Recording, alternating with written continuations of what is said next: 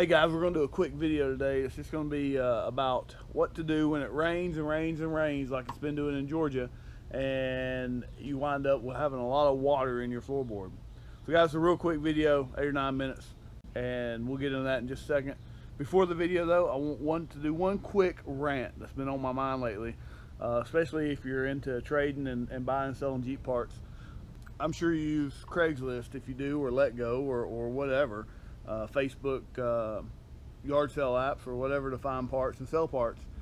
My biggest pet peeve is that someone advertises a part and you ask them about the part and they don't get back to you. I get it if the part sells or they decide not to sell the part or whatever. That's great. You don't have to sell me the part, but just tell me, hey, I don't have the part anymore, or hey, yeah, I already sold it, or whatever. Don't just leave a blank line. You know, I talked to trying to buy an 8.8 rear end right now, and everyone I contact's like, yeah, I've got it, sure, I'll sell it to you for however much. And I never try to lowball people on it. I always just give them the price I'll pay, and they're like, yeah, absolutely, let's meet up, and then go back to contact them and nothing. It's happened like 5 to 10 times already. I can't even count how many times it's happened, but it's getting very frustrating. So that's kind of a pet peeve I have right now that I'm trying to get over. But one day I will find the rear end I need, and I will start the build series on that. I've had a bunch fall through my hands, or fall through my fingers. If anyone out there knows where one's at, especially disc brake 373, something like that, then hit me up and let me know. But guys, if you have any questions about the upcoming video, just please hit me up, and I'll answer whatever questions you have. Thanks guys. So one of the problems with these Jeeps is, whether it be a TJ or a YJ, is you'll have developed water in the passenger side, under the dash and the floor. That can be a couple different things, and we're only going to cover one of those things that it could be right now. The number one and worst thing it could be is a faulty heater core.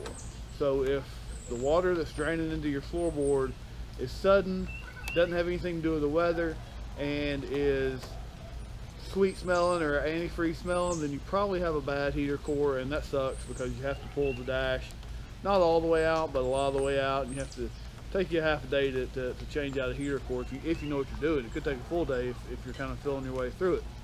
We won't talk about that today. As you can see, it's raining, kind of ruined my plans for today. We'll talk a little bit about what can happen with weather-wise that can cause water in your floor pan. All right, so you can see that most Jeeps have a vent here. I got this little cover on it, so a lot of leaves get trapped in there. There's really nothing under here, but water obviously goes down into there, into the vent, and that's where your cabin air comes from.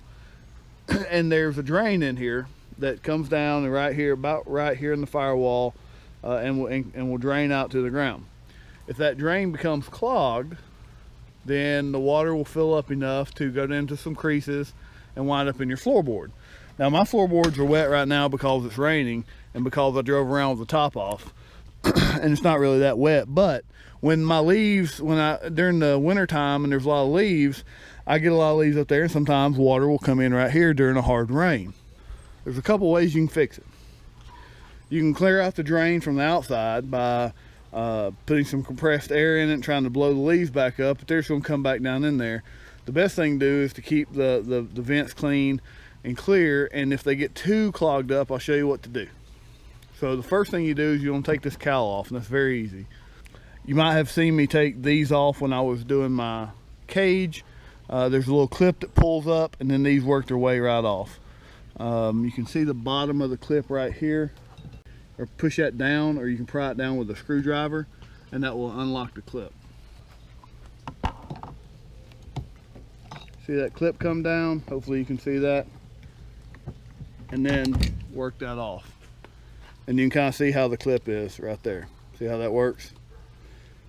Putting these back on, it doesn't have a key way, so you have to kind of guess when you put them back on to get them flat. So they're splingery enough to where you might have to pull it off, put it back on, pull it off, put it back on to get it right. So I'm gonna take those two off, and now I'll show you how to take the cowl off. Just an FYI, the two sides are identical, so you can't really mess them up putting them back on. All right, to start with taking this cowl off, there are Phillips head screws here, here, here, and down there. I will go ahead and take those out. You got to take those out to get the cowl off. Then take this rubber piece off, this little piece of strip, and you see I actually got a little bit of rust. No, it's just dirt. And you'll uncover more Phillips head screws. So I'll take this off and I'll take those screws out.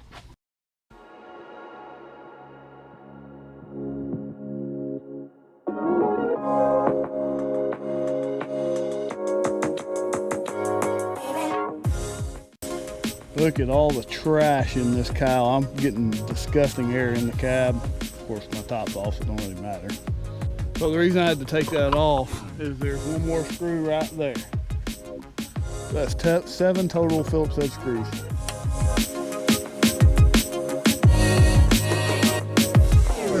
Guys, that's what it looks like. So you can see the windshield wiper motor. That's where you would change that if that went bad. You can see the windshield wiper assembly. And you can see all the gunk and dirt and disgusting stuff that gets in there over time. That will also cause quite a bit of rust if you're in a rust belt area. Here's your cabin air intake, and you can see how water can get down in there, get into your cabin, and then leak into the floorboard. So I'm going to clean all of this up.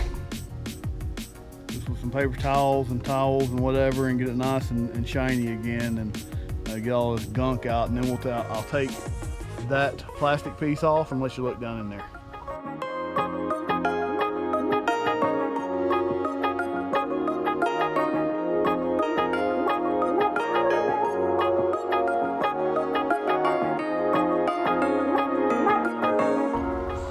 Guys, I got some compressed air here, and or some a little air blower on my compressor, and you can see the drain down in there, one of the drains for this cowl, and it was clogged up, which is causing water to back up. So here's how this model is a little bit different than my previous 97. My 97 had a little bit different drain system, but here's the drain. It was clogged. Water would back up through here and start getting into the cabin filter here, and that's how I was getting water in my cabin. Watch all the trash that will come out here.